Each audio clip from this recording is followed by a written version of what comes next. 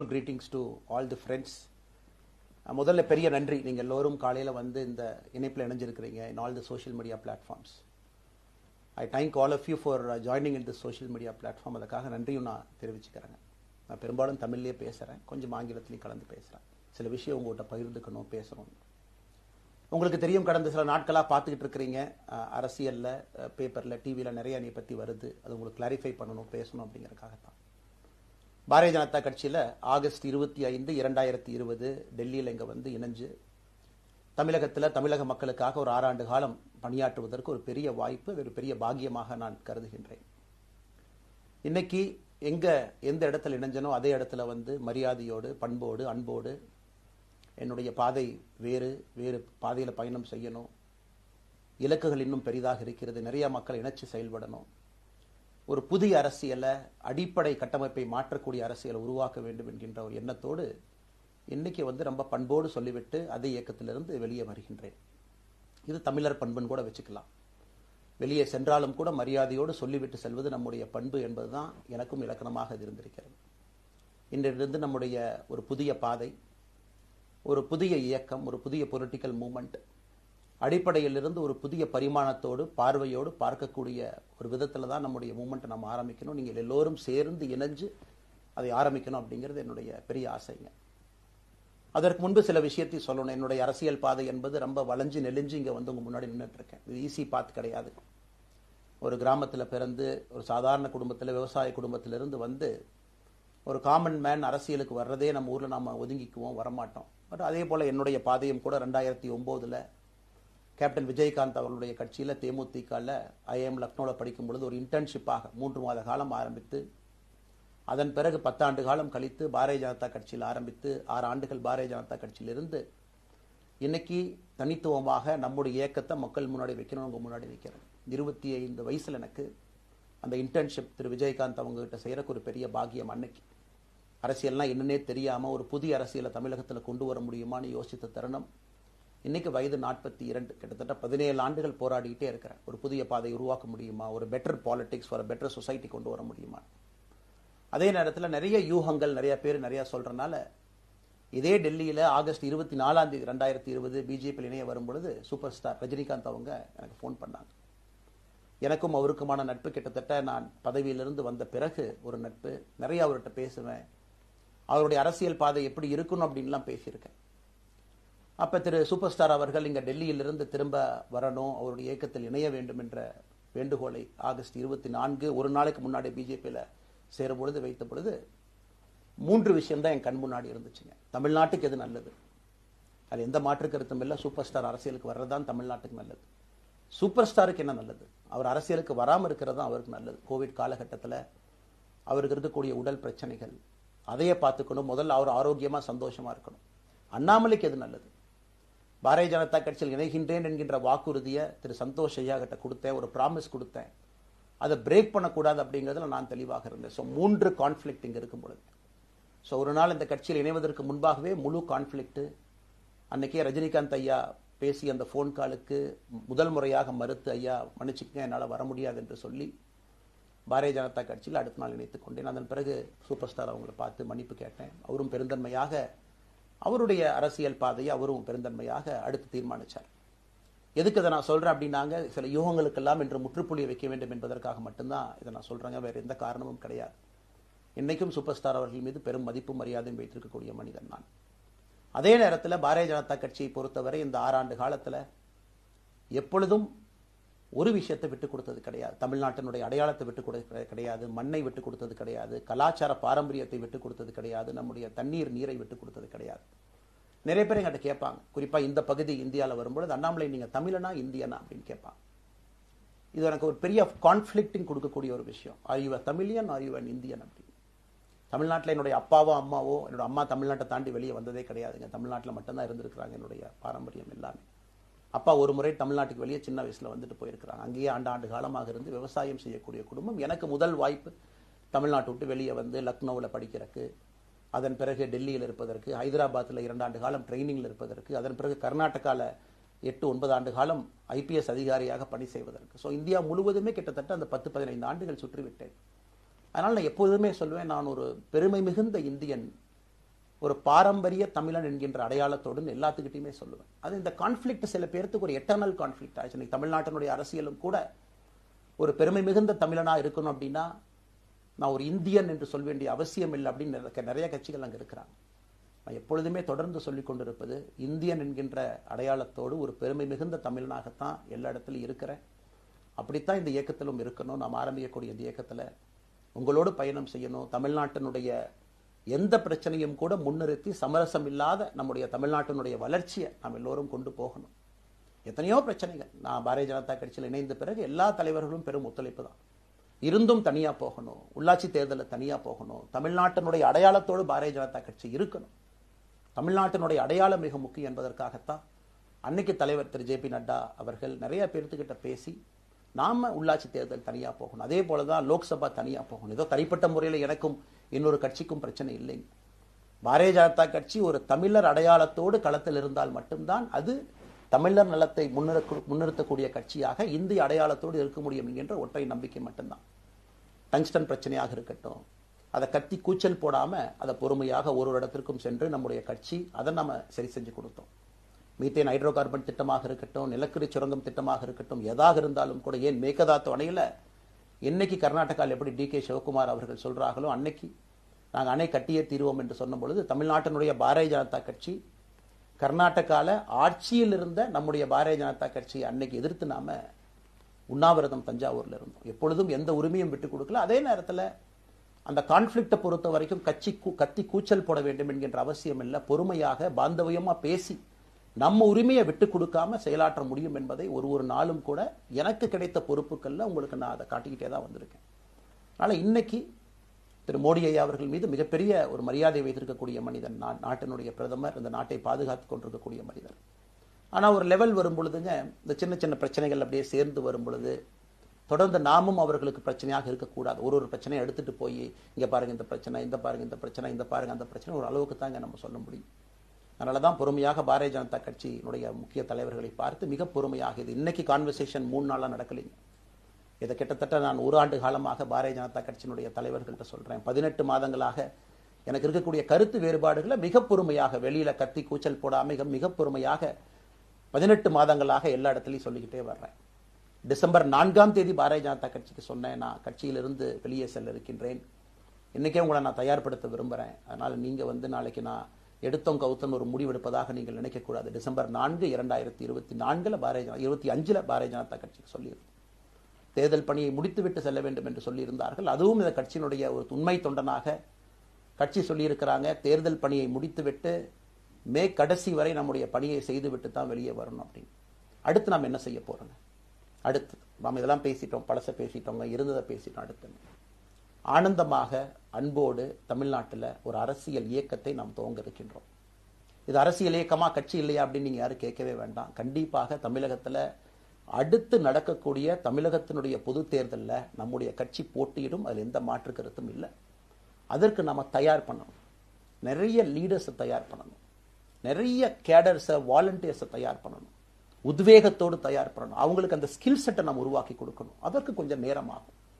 நாம் இது ஒரு இயக்கமாக ஆரம்பித்து நிறைய மனிதர்களை உள்ளே கொண்டு வந்து அவர்களுக்கு சில இடத்துல அரசியலை சொல்லிக் கொடுத்து எல்லா தரப்பட்ட மனிதர்களையும் உள்ளே கொண்டு வந்து, ஏன்னா பாரதிய ஜனதா கட்சியினுடைய தலைவராக பொறுப்பேற்ற பிறகு நான் முதல்ல போய் ஆசீர்வாதம் யார்கிட்ட வாங்கினாங்க, சமீபத்தில் மறைந்த நல்ல கண்ணையாகிட்ட தான்.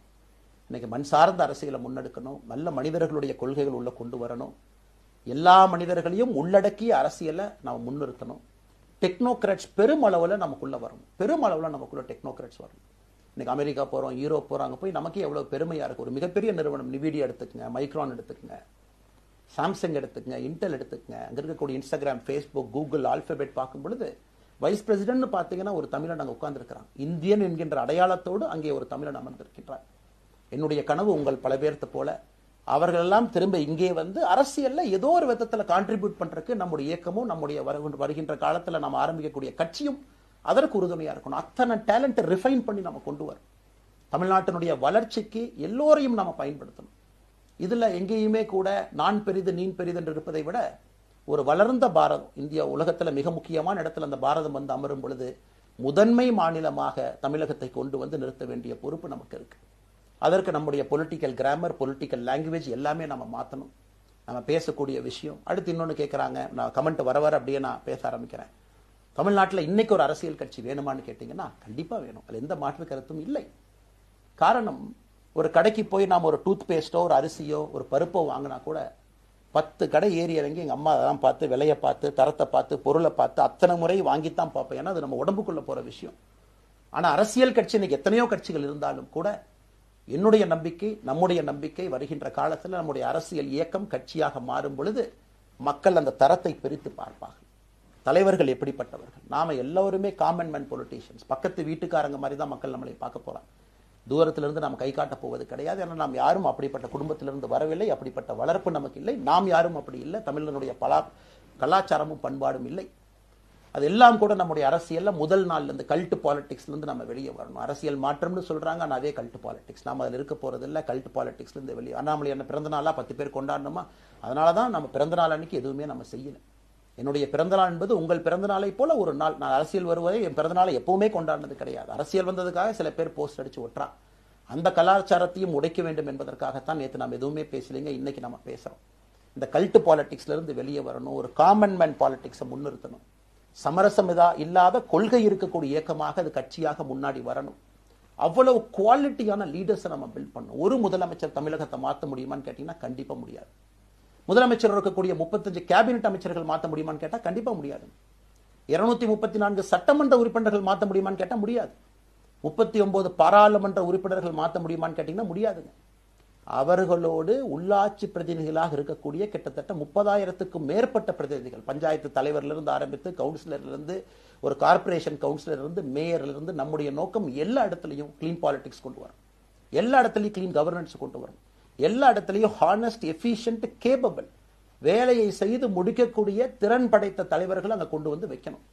அதே நேரத்தில் பாலிடிக்ஸ் என்பது ஒரு ஃபேமிலிக்கு மட்டுமல்ல, தொடர்ந்து நாம மட்டும் இருப்போம் அப்படி இல்லைங்க. நம்ம இயக்கம் கட்சியாக மாறும் பொழுது உங்கள்கிட்டலாம் பேசி நம்ம டேர்ம் லிமிட் கொண்டு வரோம். நாம் ஒரு வித்தியாசமான கட்சினா எல்லோருக்கும் வாய்ப்பு கொடுக்கணும். 140 கோடி மக்கள் வசிக்கக்கூடிய அந்த நாட்டில், தமிழகத்தில் கிட்டத்தட்ட 8 கோடி பேருக்கு நாம இருக்கோம். 5.5 கோடிக்கு மேற்பட்ட வாக்காளர்கள் இருக்கும் பொழுது எல்லோரையும் அரசியலுக்கு வாய்ப்பு கொடுக்கணும். டேர்ம் லிமிட் கொண்டு வரணும். எத்தனை முறை எம்எல்ஏவாக இருக்கணும், எத்தனை முறை எம்பியா இருக்கணும், எல்லோருக்கும் அது பொருந்தும், எனக்கும் அது உட்பட. The permanent leaders, permanent MLAs, permanent ministers, permanent MPs, அதை நம்ம உடைக்க போறோம். அது எந்த மாற்று கருத்தும் இல்லை. அது என்னை ஆரம்பித்து முதல் மனிதனாக இந்த இயக்கத்தில் இணைத்துக் கொண்டிருக்கக்கூடிய என்னை, ஒரு சாதாரண ஒரு மனிதராக என்னை ஏற்றுக் கொண்டிருக்கக்கூடிய ஒரு காமன் மேன் என்னை ஆரம்பித்து எல்லோருக்கும் இது பொருந்தும். இதை நாம இந்த இயக்கம் கட்சியாக மாறுகின்ற முதல் நாள்ல நம்ம சொல்ல போறோம். No chair is permanent for anybody. அதில் நம்ம ரொம்ப தெளிவாக இருக்கின்றோம். புதியவர்கள் வரணும், வந்துகிட்டே இருக்கணும். It should flow like a water. New ideas வரணும், அந்த ஸ்ட்ரீம் போய்கிட்டே இருக்கணும். நம்மை தாண்டி இந்த இயக்கம் நிற்கணும். This movement should stand beyond us, not in name but in purpose and pursuit of excellence. இதெல்லாம் ஏதோ அண்ணாமலை அப்படிங்கிற பேர் கிடையாதுங்க. அதனால தான் ரொம்ப யோசிச்சு நாம கொண்டு வந்திருக்கோம். www.vetheleader.org அப்படிங்கிற அமைப்பு ஏற்கனவே 2020 நாங்கள் எல்லாம் சேர்ந்து ஆரம்பித்த அமைப்பு. நான் பேசி முடிச்சோன்னா அந்த லிங்க் உங்களுக்கு லைவா வந்துடும். vetheleader.org-ல நீங்க உங்களை வாலண்டியரா இன்னைக்கு பொலிட்டிக்கல் ஒரு மூவ்மெண்ட்ல உங்களை நீங்க நினைச்சுக்கணும். நாம எல்லோரும் ஒன்று சேர்ந்து பேசுவோம்.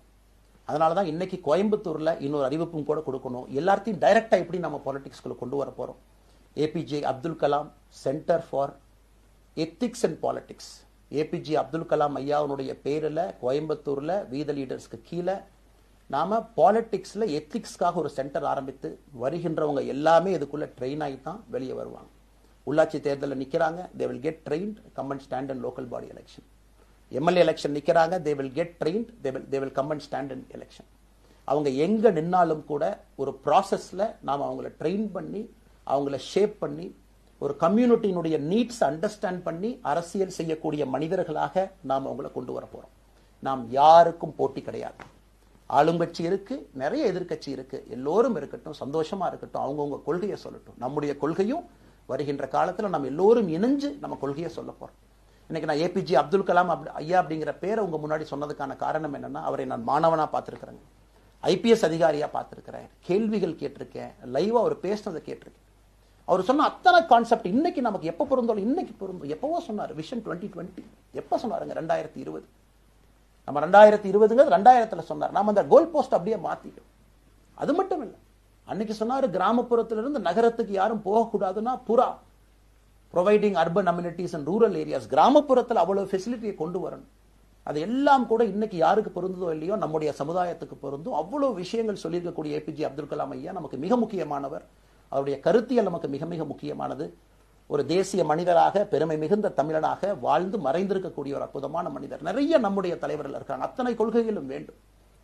ஒரு ஐடியாலஜி பார்த்தீங்கன்னா ரைசஸ் அண்ட் ஃபால்ஸ். எந்த ஐடியாலஜியும் பெர்மனன்ட் நான் பிடிச்சிருப்பேன். கம்யூனிசம் 100 ஆண்டுகளுக்கு முன்பு எப்படி இருந்த ideology, for right movements, for left movement, centrist movement, liberal movement, ஒரு அரசியல் சரித்திரத்தை பார்க்கும் பொழுது அந்த ஐடியாலஜி தன்னைத்தானே மாற்றிக்கொள்ளவில்லை என்றால், அடுத்த தலைமுறைக்கு தேவையான வசதியை செய்து கொடுக்கவில்லை என்றால், அது எந்த ஐடியாலஜியாக இருந்தாலும் அது அழியும் என்பதுதான் காலத்தினுடைய கட்டாயம். நம்ம பார்த்துக்கிட்டு இருக்கோம். நாம் அதை தாண்டி நிற்கணும். நம்ம மூமெண்ட் அதையெல்லாம் தாண்டி மக்கள்கிட்ட நிற்கணும். இத்தனை பேர்த்த நம்ம எடுத்துட்டு போகணும். பெரிய ரிஸ்க் தாங்க, இது சாதாரண வேலை இல்லை. நம்ம எல்லோருமே மிடில் கிளாஸ் தான், காமன் பீப்புள் தான். நமக்கு ஒரு பெடிகிரி கிடையாது, பிஸ்னஸ் நம்ம அதில் பெருசாக அதுலேருந்து வரல, நமக்கு ஒரு ஸ்டார் வேல்யூ கிடையாது, ஒரு பெரிய பாரம்பரியமான அரசியல் கட்சி ஆரம்பிச்சு நம்ம கையில் யாரும் தூக்கி கொடுக்கல. நாம் எல்லோரும் கஷ்டப்பட்டு ஒரு படியாத்தான் அந்த மூமெண்ட்டை கொண்டு போகணும். அதனால் என்னோடு வர நினைக்கக்கூடிய எல்லோருக்கும் என்னுடைய அன்பு வேண்டுகோள், கொஞ்சம் பொறுமை, கொஞ்சம் நிதானம். ஏன்னா ஒரு செங்கல் எடுத்து வைக்கும் பொழுது அது ஐடியலிசத்தோடு வைக்கிறோம், நேர்மையோடு வைக்கிறோம். தமிழகத்திற்கு ஒரு மாற்றத்தை கொடுக்க வேண்டும் என்கின்ற நோக்கத்தில் அந்த செங்கலை வைக்கும் பொழுது அந்த செங்கலுக்கு கியூரிங் ஆகிறதுக்கு ஒரு டைம் வேணும். அந்த செங்கல் பிடிமானத்தோடு நிற்கணும். அதன் பிறகுதான் அந்த பில்டிங் நிற்கும். இல்லாட்ட அடிக்கக்கூடிய புயல் காட்டுக்கு சாயக்கூடிய பில்டிங்கை நம்ம கட்ட போறது இல்லைங்க. அதனால் எல்லோருக்கும் நிறைய பேர் மெசேஜ் போடுறீங்க, மாற்றுக் கட்சியில் இருக்க உடனே கிளம்பி வரட்டுமா. எல்லோரும் சந்தோஷம். wethereader.org எல்லோரும் இணைஞ்சு இயக்கமாக அது விரைவில் சரியான நேரத்தில் நாம் அந்த மசில், ஜிம்முக்கு போனா கூட நேரடியாக 50 கிலோ தூக்க முடியாதுங்க, 10 கிலோல இருந்து 50 கிலோக்கு போகும். நாம் அந்த மசிலை பில்டு பண்ணி அந்த மெட்டில் ஃபைபரை நம்முடைய தோழர்களுக்கு நம்ம பில்டு பண்ண உடனே அது பொலிட்டிக்கல் பார்ட்டியாக அது மாறும். அதுவரை பொறுமை பொறுமை பொறுமை.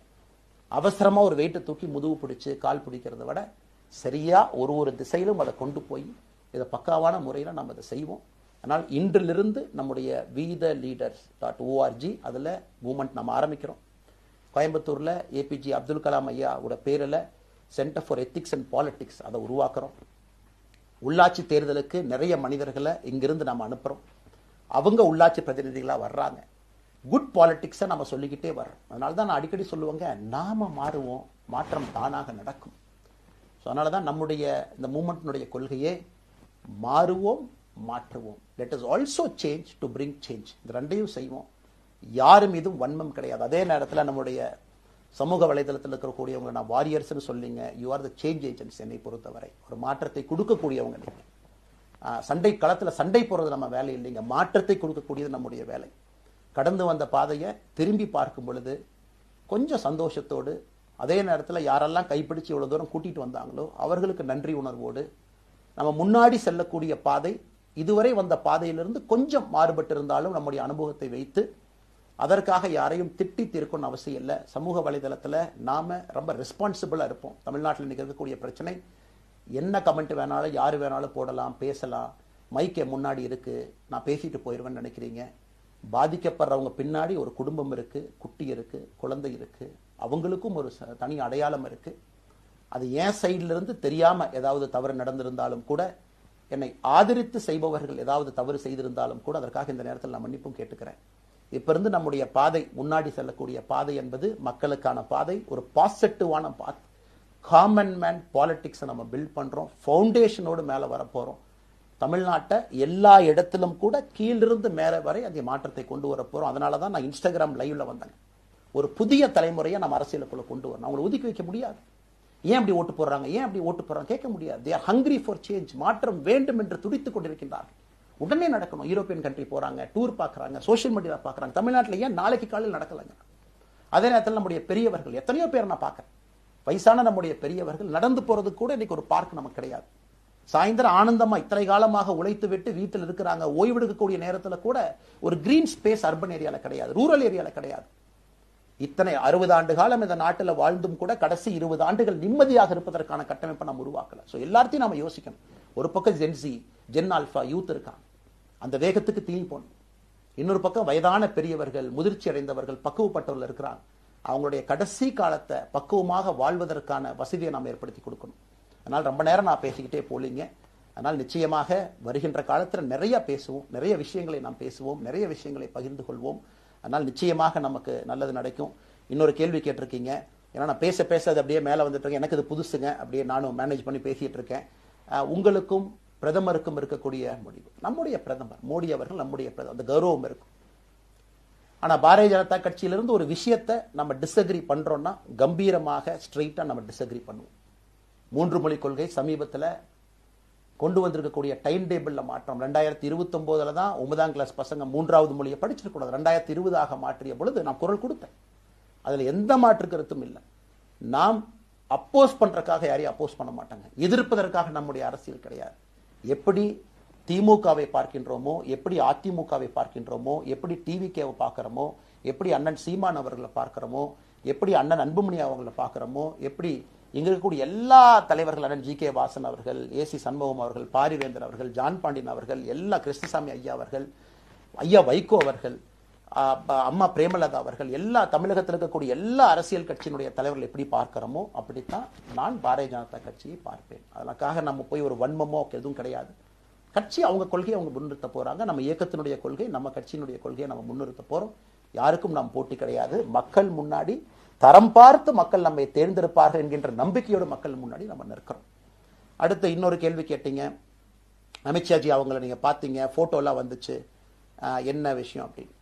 அமித்ஷாஜிட்டையும் அமித்ஷா அவர்கள்ட்டையும் ரொம்ப பொறுமையா போய் நான் சொன்னேன், இந்த மாதிரி எக்ஸ்பிளைன் பண்ண நான் போகணும். அதே நேரத்தில் நான் யாரிடமும் சண்டை போட்டு விட்டு தமிழகத்தில் உட்கார்ந்து ஐ எம் ரிசைனிங் ஃப்ரம் பார்ட்டின்னு அனுப்புற ஆள் நான் கிடையாது. எனக்கு அது பழக்கமும் கிடையாது. வந்து நேராக உங்க கண்ணை பார்த்து சொல்லிட்டு, சில தவறுகள் இருந்தாலும் அதையும் சொல்லிவிட்டு போகக்கூடியதான் என் பண்பு. அதை நாகரீகமாக செய்ய முடியும் என்று நினைக்கின்றேன் என்று சொல்லிவிட்டு தான் வெளியே வந்தேன். அப்படித்தான் ஒரு தலைவர்கிட்டையும் பண்ணேன். அதை நாம் எப்பொழுதுமே பண்ணுவோம். நாகரிகமான அரசியலை முன்னெடுப்போம். சமூக வலைதளத்தில் ஆபாசம் வேண்டாம். சமூக வலைதளத்தில் நல்லதை பேசுவோம். எல்லோரும் அவங்கவுங்க இடத்துல தமிழ்நாட்டு மக்களுக்கு நல்லது பண்ணட்டும். பொறுமை பொறுமை பொறுமை. கடைசியாக இந்த வார்த்தையை திரும்ப நான் பயன்படுத்துறேன். பில்டிங் கட்டுறோம், கீழிருந்து கட்டுறோம், அதை சரியான முறையில் கட்டி எடுத்துட்டு போகணும். நம்புங்க, கூட இருங்க. 42 ஆண்டுகள் வளைவிஞ்சு நெலிஞ்சு சுத்தி இன்னைக்கு இந்த இடத்துல உங்க முன்னாடி வந்து உட்கார்றேன். நிச்சயமாக நம்ம எல்லோரும் சேர்ந்து ஒரு பெரிய புரட்சியை, மாற்றத்தை தமிழகத்திற்காக, ஒரு பாரத நாட்டுக்குள்ள, இந்திய நாட்டுக்குள்ள முதன்மை மாநிலமாக தமிழகத்தை கொண்டு வருவது மட்டும்தான் நம்முடைய குறிக்கோள். வேறு எதுவும் நம்முடைய குறிக்கோள் கிடையாது. அதற்காக நம்முடைய வாழ்வை அர்ப்பணிப்போம். காத்து கொண்டிருக்கக்கூடிய எல்லோருக்கும், கேட்டுக்கொண்டிருக்கக்கூடிய எல்லோருக்கும் உங்களுடைய பொறுமைக்கு நன்றி தெரிவித்து மறுபடியும் சொல்லிக் கொள்கின்றேன். மாறுவோம், மாற்றுவோம். மிக்க நன்றி. வணக்கம்.